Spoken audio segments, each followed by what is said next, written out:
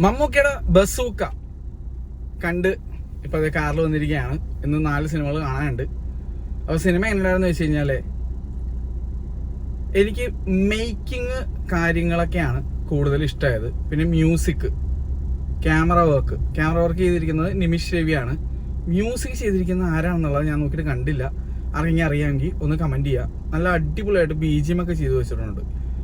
പിന്നെ മമ്മൂക്കയുടെ costume design, style കാര്യങ്ങളൊക്കെ ടോപ്പ് നോച്ച്, കിടിലം. ഇത് മാത്രമാണ് സത്യം പറഞ്ഞാൽ എനിക്ക് ഈ സിനിമയിൽ ഇഷ്ടപ്പെട്ടത്. ഇതൊരു ഗെയിം ഇൻവെസ്റ്റിഗേറ്റീവ് ത്രില്ലർ പരിപാടിയാണ്. ട്വിസ്റ്റും പരിപാടികളൊക്കെ ഉണ്ട്. പക്ഷേ ട്വിസ്റ്റ് വളരെ പ്രഡിക്റ്റബിൾ ആയിട്ട് എനിക്ക് ഫീൽ ചെയ്തു. ടുവേർഡ്സ് എൻ്റെ ആണെങ്കിൽ പോലും ഭയങ്കര പ്രഡിക്റ്റബിൾ ആയിട്ടാണ് എനിക്ക് ഫീൽ ആയത്. പിന്നെ മമ്മൂക്ക ടുവേർഡ്സ് ദി എൻഡ് കുറച്ച് ഡയലോഗും കാര്യങ്ങളൊക്കെ ഉണ്ട്. അത് ഭയങ്കര രസമായിരുന്നു. റിയൽ ലൈഫിലെ കുറച്ച് കാര്യങ്ങളൊക്കെ ആയിട്ട് ഭയങ്കരമായിട്ട് റിലേറ്റഡ് ആയിട്ടൊക്കെ ചെയ്തിട്ടുണ്ട്. പക്ഷേ മൊത്തത്തിൽ നോക്കുമ്പോൾ പടത്തിന് ഒരു എന്തൊക്കെയൊക്കെയോ ഒരു അപാകത പോലെയാണ് എനിക്ക് ഫീൽ ആയത്. തികച്ചും എൻ്റെ വ്യക്തിപരമായ താല്പര്യം, എൻ്റെ വ്യക്തിപരമായ അഭിപ്രായം മാത്രമാണ്. നിങ്ങൾ ചിലപ്പോൾ ഇങ്ങനെ ഫീൽ ചെയ്യണമെന്നില്ല. തീർച്ചയായിട്ടും ഇതൊരു തിയേറ്റർ വാച്ചാണ്. കാരണം ഇതിൻ്റെ മേക്കിംഗ് അത്രയും സൂപ്പർ ആയതുകൊണ്ട്. പക്ഷേ പല സ്ഥലങ്ങളിലും എനിക്ക് സിനിമ ഒരു ഹാഫ് ബേക്ക്ഡ് ഒരു ഫീലാണ് തോന്നിയത്. എസ്പെഷ്യലി സ്ക്രിപ്റ്റിൻ്റെ കാര്യത്തിലാണ്. സംഭവം നല്ല പ്ലോട്ടും നല്ല ഒരു പുതിയ രീതിയിലുള്ള ഒരു സാധനമൊക്കെ ആയിരുന്നു. പക്ഷേ ഇത് മേക്ക് ചെയ്ത് മൊത്തത്തിലേക്ക് വന്നപ്പോഴേക്കും സിനിമയായിട്ട് പൂർണ്ണതയിലേക്ക് വന്നില്ല എന്നാണ് എനിക്ക് തോന്നുന്നത്. പിന്നെ ഡീനോ ഡെന്നിസ്, കലൂർ ഡെന്നിസിന്റെ മകൻ, ഫസ്റ്റ് ടൈം ഡയറക്റ്റ് ചെയ്തൊരു സിനിമയാണെന്ന് പെട്ടെന്ന് മനസ്സിലാവത്തൊന്നുമില്ല. കാരണം അത്രയും ക്വാളിറ്റി മേക്കിംഗ് ഉണ്ട്. അപ്പോൾ മേക്കിംഗ് കൊണ്ട് മികച്ചു വെക്കുന്ന ഒരു സിനിമ തന്നെയാണ്. അതുകൊണ്ടാണ് ഞാൻ പറയുന്നത് തിയേറ്ററിൽ തന്നെ കാണണം എന്നാണ് എൻ്റെ ഒരു റിക്വസ്റ്റ്. കാരണം കഥയുടെ കാര്യങ്ങളൊക്കെ പറഞ്ഞാൽ ഓരോരുത്തർക്കും ഒരേപോലെയാണ്. ഇപ്പൊ എമ്പുരാന്റെ കേസ് എടുത്ത് നോക്കിയാൽ ചിലർക്ക് ആ കഥ ഇഷ്ടപ്പെട്ടില്ല, ചിലർക്ക് ഇഷ്ടപ്പെട്ടിട്ടുണ്ട്. അപ്പോൾ ഭക്ഷണം പോലെ തന്നെ സിനിമയും ഓരോരുത്തർക്കും ഒരേപോലെയാണ്. അതുകൊണ്ട് തന്നെ നിങ്ങൾ തിയേറ്ററിൽ ചെന്ന് മാക്സിമം ഈ സിനിമ കാണണം. കാരണം ഇതിന്റെ മേക്കിംഗ് തിയേറ്റർ വാച്ചിന് വേദിയാണ്. അതുകൊണ്ടാണ് ഞാൻ അങ്ങനെ പറയുന്നത്. പിന്നെ കുറച്ച് കാര്യങ്ങളോടൊക്കെ തീരെ വിയോജിപ്പ് തോന്നിയ കുറച്ച് പരിപാടികളൊക്കെ ഉണ്ട്. ഇതിനകത്ത് കുറച്ച് ക്യാമിയോസ് ഉണ്ട്. അതിൽ ഒരു ക്യാമിയോ ഉണ്ടല്ലോ, എൻ്റെ പൊന്നെ, മമ്മൂക്കത് അലോ ചെയ്തല്ലോ എന്നാണ് ഞാൻ ചിന്തിച്ചത്. അത്രയും ഒരു ശോകം കാസ്റ്റിംഗ് ആയിരുന്നു. ആ ക്യാമിയോ വന്നപ്പോൾ തിയേറ്ററിൽ ലിറ്ററലി കൂവലും ചിരിയായിരുന്നു. കൂവൽ ഇൻ ദ സെൻസ് മോശമായ രീതിയിലുള്ള കൂവലും ചിരിയായിരുന്നു.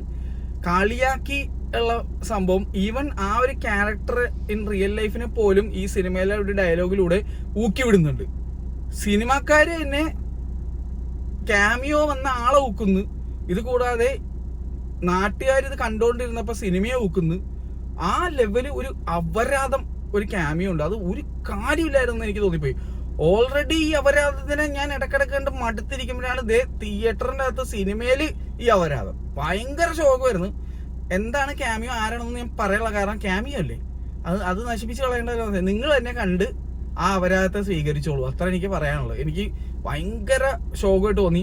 ഈ സിനിമയുടെയൊക്കെ ഒരു അവസ്ഥ ഇതാണോടെ എന്നൊക്കെയാണ് ഞാൻ ചിന്തിച്ചു പോയത്. ഇത്രയും മോശമായ ഒരു കാസ്റ്റിംഗ് ചെയ്യേണ്ട ഒരു അവസ്ഥയിലേക്കൊക്കെ എത്തിയോ? മമ്മൂക്ക ക്വാളിറ്റി ഫിലിംസിന്റെ ഒരു വക്താവായിട്ടാണ് ഞാൻ എപ്പോഴും കണക്കാക്കുന്നത്. മമ്മൂക്ക ഇത് എങ്ങനെ അലോ ചെയ്ത്, അല്ലെങ്കിൽ മമ്മൂക്ക അറിയില്ലായിരുന്ന ഇങ്ങനൊരു ക്യാമിയുള്ള കാര്യം എന്നൊക്കെ ഞാൻ ചിന്തിച്ചു പോയേ. ഭയങ്കര ഷോക്ക് വരുന്നത്. അതുകൊണ്ടാണ് ഞാൻ എടുത്തു പറയണത്. കുറച്ച് പോയിന്റ്സ് ഞാൻ ഇന്റർവ്യൂവിൽ ആപ്പിലേക്ക് എഴുതി വെച്ചിട്ടുണ്ടായിരുന്നു. ഇതിനകത്ത് മേജർ റിവ്യൂ ഊക്കിക്കൊണ്ട് എന്നുള്ള രീതിയിൽ എനിക്ക് തോന്നിയ ഒരു ഡയലോഗ് ഉണ്ടായിരുന്നു. ഇത്രയും വെടിവെക്കാൻ അവനാര് മേജർ റിവ്യൂ എന്ന്. ഇടി എന്തുവാടേ ഇത്? ഓൾറെഡി നല്ല രീതിയിൽ പുള്ളിക്ക് ഊക്ക് കിട്ടിക്കൊണ്ടിരിക്കുന്നുണ്ട്. അതിന്റെ ഇടയിൽ കൂടെയാണ് ഇത് സിനിമയിൽ വരെ ഇങ്ങനത്തെ ഒരു സാധനം. എനിക്കത് ഒരു ഊക്കായിട്ടാണ് ഫീൽ ചെയ്തത്. അതുകൊണ്ട് ഞാൻ പറയുന്നു. പിന്നെ ഇതിനകത്ത് കപ്പിൾ കാസ്റ്റിംഗ്, ഇതിനകത്ത് ഒരു ബസ്സിനകത്ത് യാത്ര ചെയ്യുന്ന കുറെ ആൾക്കാരെ കാണിക്കും. അതിനകത്ത് 2-3 കപ്പിൾസിനെ കാണിക്കും. ഇടി എന്ത് ഓട് കാസ്റ്റിംഗ് ആയിരുന്നു എന്നറിയാമോ? അതിനകത്ത് നമ്മുടെ ജോമോൻ ജോദറിന്റെ കപ്പിൾ പെയറായിട്ട് നമ്മുടെ മീനാക്ഷിയെ കാസ്റ്റ് ചെയ്തിരിക്കുന്നത്. അതുപോലെ വേറൊരു നടിയുടെ ഒരു ഇൻഫ്ലുവൻസർ ആണെന്നുകൊണ്ട് പുള്ളിക്കാരിയുടെ പെയറായിട്ട് ഒരു മണഗുണാഞ്ചനെ കാസ്റ്റ് ചെയ്ത് വെച്ചിരിക്കുന്നത്. അങ്ങനെ ഇടി ഭയങ്കര ഓഡ് കാസ്റ്റിങ്സ് ഉണ്ടായിരുന്നു. സിമ്രാന്റെ ബ്രദർ ഇതിനകത്ത് നമ്മുടെ ബിഗ് ബിയിലെ ഇളയ അനിയൻ മച്ചാൻ ഇതിനകത്ത് അഭിനയിച്ചിട്ടുണ്ട്. പുള്ളി നീറ്റ് ആൻഡ് ക്ലീൻ ആയിട്ട് ചെയ്തിട്ടുണ്ട്.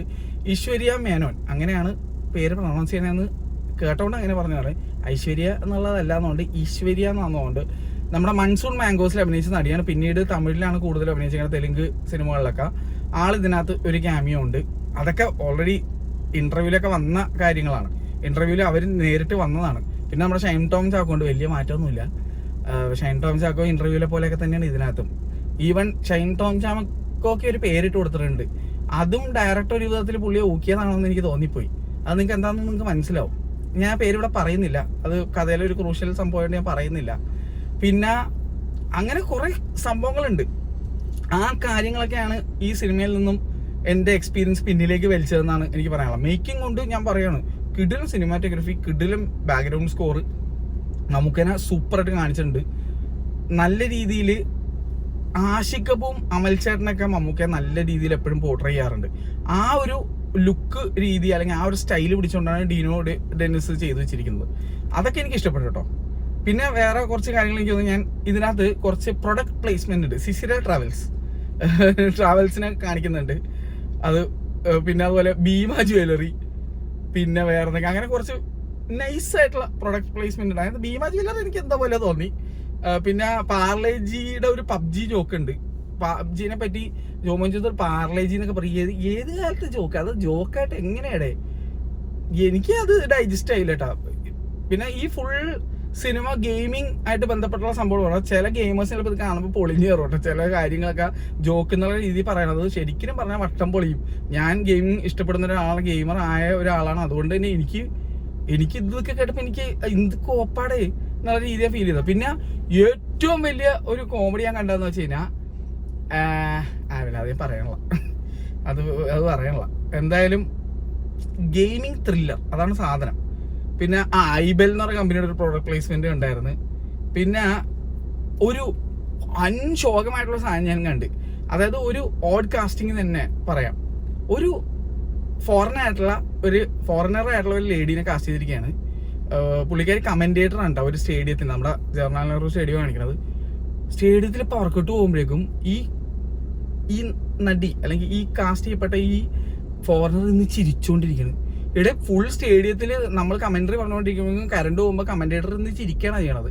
എന്നാൽ ഡയലോഗ് ഡെലിവറി എന്ന് പറഞ്ഞാൽ വളരെ പുവർ. അതായത് ഡബ് ചെയ്ത് വെച്ചിരിക്കുന്ന ആൾ വളരെ ടെൻഷനോടുകൂടി സംസാരിക്കുന്നു. പക്ഷെ ഈ ഫോറിനറുടെ മുഖത്ത് മൊത്തം ചിരിയാണ്. ആരോടും മറ്റേ ഫോട്ടോജി കൂടെ നടന്നു പോയപ്പോഴേക്കും മറ്റേ കാസ്റ്റിംഗ് ഡയറക്ടർ വന്നിട്ട് ഒരു റോൾ അഭിനയിക്കണം, ഒന്ന് വരുമോ എന്നും പറഞ്ഞ് ബലമായിട്ട് പിടിച്ചുകൊണ്ടെന്ന് ഇരുത്തിയപ്പോഴേക്കും പുള്ളിക്കാരി മറ്റേ ആദ്യമായിട്ട് ക്യാമറ ആയിട്ട് ഈ ചിരിക്കണോ കരയണോ എന്നൊക്കെ അറിയാൻ പാടില്ല. അതൊക്കെ ഭയങ്കര ഷോക്ക് വരുന്നതൊക്കെ അത് എടുത്ത് അറിഞ്ഞ്.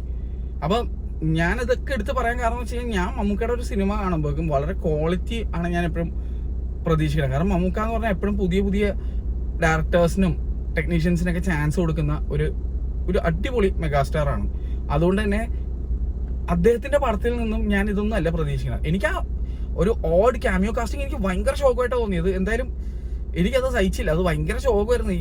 അതായത് ഈ സിനിമ ഓൾറെഡി ഒരു വീക്ക് മൊമെന്റിലൂടെ പോയിക്കൊണ്ടിരിക്കുമ്പോഴാണ് അത്രയും ഷോക്കായിട്ടുള്ള ഒരു ഓഡ് കച്ചറ ക്യാമിയോ എന്ന് ഞാൻ ബിലീവ് ചെയ്യുന്ന രീതിയിൽ ഒരാളെ കൊണ്ടുവന്നിരുന്നത് ഭയങ്കര അരോചകമായിരുന്നു. അത് സത്യം പറഞ്ഞാൽ വേറെ ആരെങ്കിലും ചെയ്തിരുന്നെങ്കിൽ നൈസായിരുന്നു തന്നെ. പിന്നെ ഇതിനകത്ത് ജഗദീഷ് ഏട്ടനെ കാസ്റ്റിംഗിൽ ഞാൻ കണ്ടിരുന്നു. പക്ഷെ ഇതിനകത്ത് ഒറ്റ സീനിൽ പോലും ജഗദീഷ് ഏട്ടനെ കണ്ടില്ല. വിക്കിപീഡിയയിലൊക്കെ ജഗദീഷ് ഏട്ടൻ ഉണ്ടെന്ന് കാണിച്ചിരുന്നു, പക്ഷെ ഞാൻ ജഗദീഷ് ഏട്ടനെ കണ്ടില്ല ഈ പടത്തിൽ. എന്താ സംഭവം എനിക്കറിയില്ല. എന്തായാലും ഇതാണ് എൻ്റെ സിനിമയെ പറ്റിയുള്ള അഭിപ്രായം. നല്ല അടിപൊളി പടം ആയിരുന്നേക്കാന്ന് എനിക്ക് തോന്നിയ ഒരു സബ്ജക്റ്റ് ഉള്ള ഒരു സിനിമ. പക്ഷെ ഓഡ് കാസ്റ്റിങ്ങും അതുപോലെ ഒരു പൂർണ്ണതയില്ലായ്മ മൂലം ഒരു ആവറേജ് അനുഭവമായി എനിക്ക് തോന്നി. അപ്പോഴും ഞാൻ പറയാണ്, this movie is worth watch in theatres എനിക്കൊന്ന് തോന്നാൻ കാരണം ഇതിന്റെ മേക്കിംഗ് ആണ്. മമ്മൂക്കയുടെ സ്വാഗ്, സ്റ്റൈല്, കോസ്റ്റ്യൂംസ് മൊത്തം കിടുവാണ്. പിന്നെ Gautham Vasudev Menon, I don't think he's a great actor. He's a great director, but as an actor I don't like him. കാരണം വെച്ച് കഴിഞ്ഞാൽ പുള്ളിയുടെ മുഖത്ത് ഒരൊറ്റ എക്സ്പ്രഷൻ മര്യാദക്ക് വരില്ല എന്നാണ് എനിക്ക് തോന്നിയിട്ടുള്ളത്. എപ്പോഴും എല്ലാ സിനിമയിലും ഒരേ ഡയലോഗ് ഡെലിവറി, ഒരേ ആക്ടിങ്, ഒരേ സംഭവമായിട്ടാണ് എനിക്ക് ഫീൽ ആവാറുള്ളത്. ആകെ പുള്ളി എനിക്ക് ഇഷ്ടപ്പെട്ടിരിക്കുന്നത് ട്രാൻസ് എന്നുള്ള സിനിമയില്ല. കാരണം അതിൽ അങ്ങനത്തെ ഒരു ക്യാരക്ടറായിരുന്നു വേണ്ടിയിരുന്നത്, അങ്ങനത്തെ ഒരു വില്ലൻ ക്യാരക്ടറായിരുന്നു. അത് പുള്ളി നന്നായിട്ട് ചെയ്തു. അതല്ലാതെ എനിക്ക് ഒരു സിനിമയിൽ പോലും പുള്ളിയുടെ കാസ്റ്റിംഗ് എനിക്ക് അത്രയ്ക്ക് അങ്ങോട്ട് ഇഷ്ടപ്പെട്ടില്ല. പുള്ളിയുടെ ആക്ടിങ്ങിന്റെ ഒരു ഫാനല്ല ഞാൻ. But as a director he's amazing. അത് പറയേണ്ട കാര്യമൊന്നുമില്ലല്ലോ. Is going through his low time now. Dhruva Natchathiram എന്ന് ഇറങ്ങും എന്ന് എനിക്കറിയില്ല. അത് ഇറക്കാൻ വേണ്ടി തത്രപ്പാടിലാണ് പുള്ളി കയറി എല്ലാം അഭിനയിക്കണമെന്ന് മനസ്സിലായി, ആക്ടിങ് കരിയർ പെർസ്യൂ ചെയ്യുന്നത് തന്നെയെന്ന് എനിക്ക് തോന്നുന്നത്. എനിവേസ് ഇതൊക്കെയാണ് എനിക്ക് ഈ സിനിമയെ പറ്റി തോന്നിയത്. ഇതെന്തായാലും വേറെ ഒരുപാട് സിനിമകൾ കാണാനുണ്ട്. മരണമാസ് കാണാനുണ്ട്, അതുപോലെ തന്നെ നമ്മുടെ ആലപ്പുഴ ജിംഖാന കാണാനുണ്ട്. ഇതിന് ശേഷം എനിക്ക് അജിത്തിന്റെ തലേട ഗുഡ് ബാഡ് അഗ്ലിയും കൂടെ കാണാനുണ്ട്. 4 പടം ഇന്ന് കാണുന്നുണ്ട്. അഭിപ്രായങ്ങളൊക്കെ ചാനലിൽ ഇട്ടേക്കാം. അപ്പം ഇതാണ് എനിക്ക് ഈ സിനിമയെ പറ്റി തോന്നിയത്. എനിക്കൊരു ആവറേജ് അനുഭവമായിട്ടാണ് ഫീൽ ചെയ്തത്. പക്ഷേ നല്ല മികച്ച making and background music and looks of Mammookka തീരെ ഡിസപ്പോയിന്റ് ചെയ്തില്ല. ആക്ടിങ് വൈസും മമ്മൂക്ക ഇസ് ഓൾവേസ് കിഡു. You can take away the actor in Mammookka. Is getting better and better. ഒരു നല്ലൊരു വീഞ്ഞു പോലെയാണ് Mammookka. It gets better with age എന്ന് പറയാൻ എനിക്ക് തോന്നുന്നത്. Mammookka in terms of acting കിഡു. പക്ഷേ I felt this movie could have been better and Mammookka deserves more. അതാണ് എനിക്ക് ഫീൽ ചെയ്തത്. അപ്പോൾ ശരി, നിങ്ങളുടെ അഭിപ്രായം എന്താണെന്നുള്ള കമൻറ്റ് ചെയ്യുക. വെറുതെ ഈ ബ്ലൈൻഡ് ഫാൻസ് ഹോളികൾ വന്നിട്ട് കൊളന്നൊക്കെ പറഞ്ഞിട്ട് കമൻറ്റ് ചെയ്തുകൊണ്ടാ അടിച്ച് തോക്കും ഞാൻ, അത്രേ ഉള്ളൂ. പിന്നെ ഞാൻ സെൻട്രൽ ടാക്കീസ് തൃപ്പൂണിത്തറ എന്നുള്ള തിയേറ്ററിലെ സ്ക്രീൻ 1 ബസ്സൊക്കെ കണ്ടത്. അങ്ങനെ കാണാൻ കാരണം എന്ന് വെച്ചാൽ മരുതവിതയിൽ കാസ്റ്റിംഗ് ക്രൂ എടുത്തുകൊണ്ട് പോയി. അതുകൂടാതെ ഇവിടെ 4K ലേസറായിട്ട് അപ്ഗ്രേഡ് ചെയ്തിട്ടുണ്ടെന്ന് അറിഞ്ഞുകൊണ്ടും സ്ക്രീൻ 1 ഒരു ഡോൾബി അറ്റ്മോസ് സ്ക്രീനാണെന്ന് അറിയാവുന്നതുകൊണ്ടും എൻ്റെ അമ്മയും അനിയനും സ്ഥിരമായിട്ട് ഇവിടെ സ്കൂളിൽ നിന്നും സിനിമ കാണാൻ വരുന്ന ഒരു സ്ഥലമാണെന്ന് അറിയാവുന്നതുകൊണ്ടാണ് ഞാനിവിടെ വന്നത്. എന്തായാലും ആ എക്സ്പീരിയൻസ് എങ്ങനെ ഉണ്ടായിരുന്നുള്ളത് മറ്റൊരു വീഡിയോ ആയിട്ട് വരുന്നതാണ്. അപ്പോൾ അതും കാണാൻ മറക്കണ്ട. വരും ദിവസങ്ങളിൽ എന്തായാലും ഞാനത് അപ്ലോഡ് ചെയ്യാം. അപ്പോൾ ശരി, ബൈ ബൈ.